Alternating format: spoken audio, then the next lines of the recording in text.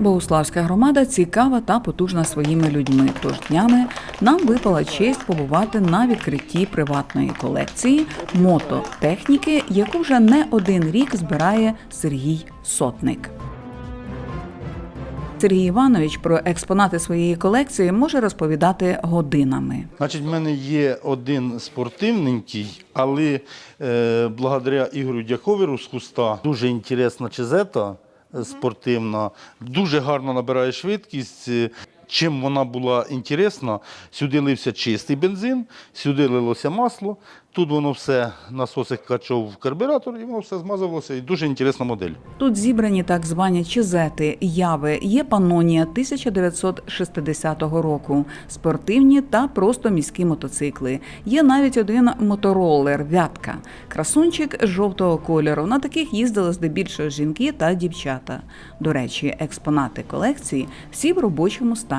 Лише для техніки безпеки зняті акумулятори. Це в нас панонія Т5, бо ще була Т1, це ці, що в нас були в місцевості. Це Т5, 69-го року. Чизет. Я думаю, що їх на Україні більше немає, бо я ніде їх не зустрічу. Це 250-ка ява. Це в нас йде 360-ка. Це в нас 353-я. Женський варіант. Їхати в платі, плаття не роздувається.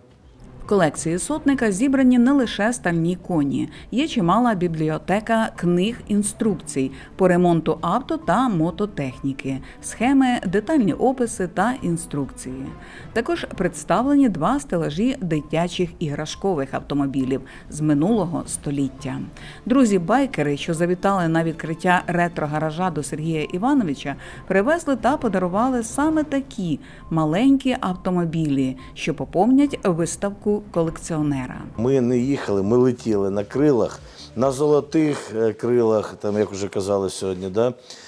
Мої друзі, ми сюди летіли до нашого друга. У нас 2, насправді, було таких моменти, які хотілося, чому хотілося відвідати Богуслав. Перше, це відкриття цього просто місця. Я розумію, що воно намолене, дуже намолено, бо, розумієте, таку кількість експонатів зібрати, це ціле життя.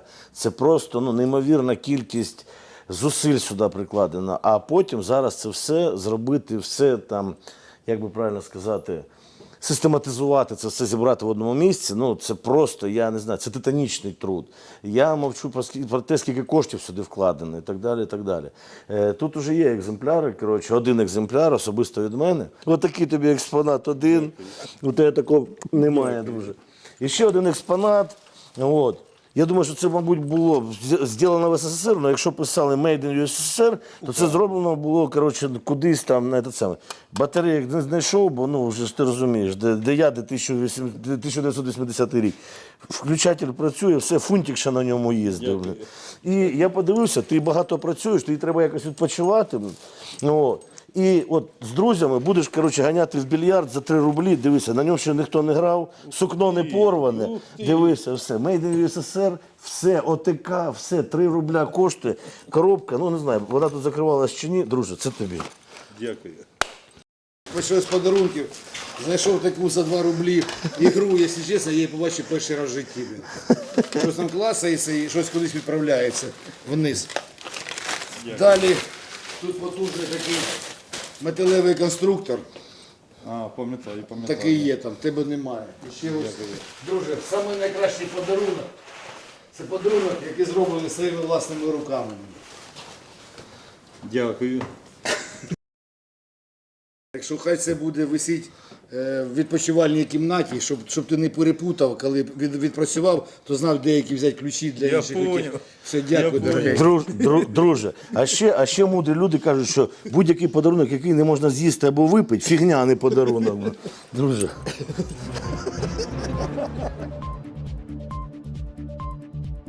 Ці мужні чоловіки вміють не лише ремонтувати техніку, люблять подорожувати, а сьогодні вони допомагають нашим військовим. Також опікуються юними спортсменами.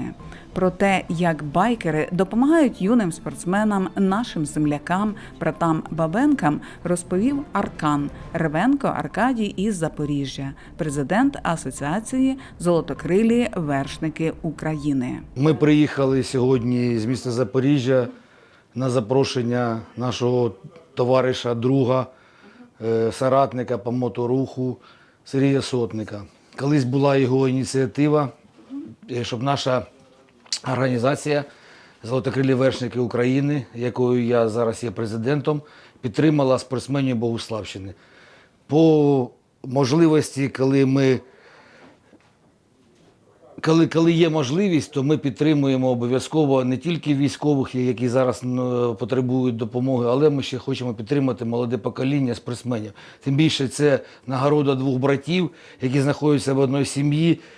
І всі, хто коли займався якимось спортом, або знає, коли вже виховував своїх дітей і знає, скільки це все коштує, то ми розуміємо, що підтримка для цього всього потрібна. Тим більше хлопці вже виходять на міжнародний рівень, на закордонні змагання, і ми намагаємося постійно допомагати, знову ж кажу, по мірі можливості і підтримуємо ці всі спортивні ініціативи. Була ініціатива підтримати богуславських хлопців. Ми підтримуємо. Те, що ми робимо на місцевому рівні, це ми живемо в Запоріжжі. Ви знаєте, що таке Запоріжжя. І скільки зараз було можливості, щоб сюди приїхати, ми викраїли іменно цей момент, щоб, дай Боже, щоб було у нас все мирно, тихо. Ми вдома допомагаємо трохи в іншому напрямку зараз.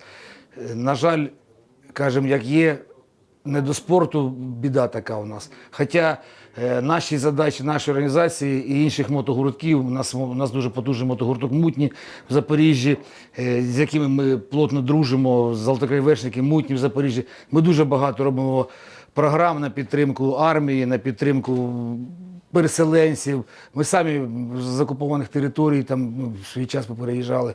Це дуже, все робиться так, як треба. І от такі справи, які робить зараз Сергій, вони наскільки дають розраду в нашому житті, що хочеться подолати навіть ці 600 кілометрів, приїхати і поспілкуватися з людиною, і зробити повагу таку, і яку він робить нам. І завжди робить для того, щоб була популяризація золотокрилого руху, і він завжди нам дає настанови, давайте допоможемо там, давайте допоможемо там. І ми завжди прислухаємося і підтримуємо його ініціативи. Тож, чи наразі сьогодні відкривати такі виставки? Це все, що зараз тут показано, це справа життя, це не справа сьогодення, чи йому сьогодні приснилося. Всі справи грандіозні, потужні, робляться під час смутку. Хтось сидить на дивані і каже, що ви не так живете, а хтось робить справи, завдяки яким хочеться жити. Я сам колекціонер, у мене дуже потужна колекція. Я збираю все, що зв'язано з напоями. У мене мрія моя зробити свій власний музей. На жаль, моє 50-річчя також застала вже війна, а я також хотів його відзначити в своєму власному музеї. Що маємо, те маємо, тому-то я тут, щоб підтримати, і ні в коєму разі не можна казати, що це не на часі. Це вкладено туди, де можна привезти дітей, де можна приїхати сюди з друзями, точно так же і з байкерами, з спортсменами, і з колекціонерами, зі школярами. І це все показати і зробити. І коли ти скажеш, що це все було зроблено під час смуту, війни і таких часів, і коли була підтримка твоїх друзів, які приїхали звідкілясь, то це буде потужніше, і історія це вже буде зовсім інша. Така моя думка. Так думаю, що кожен, хто прийде сюди, зможе знайти ту свою частку, того свого дитинства, тої своєї молодості, тої своєї юності, і він пригадає, і це буде настільки приємно. І оця тематика вся, вона відволікає від сьогодення, відволікає від цієї війни, яка в нас є, на жаль, відволікає від всяких негараздів. От прийшов і перенісся, наче як в порталі, в інший світ, в інший той світ, яким ми жили. І це дуже круто, я в захваті. Урочисте відкриття моторетро-гаража Сергія Сотника відбулося в колі друзів. Починаючи з серпня місяця, це діюча виставка, яку ви зможете відвідати відповідно за попередньою інформацією. Сергій, так тримати. Сергій, ми завжди поряд. Сергій, ти просто молодець, що в свій час ти підняв руку, так і сказав, музею бути.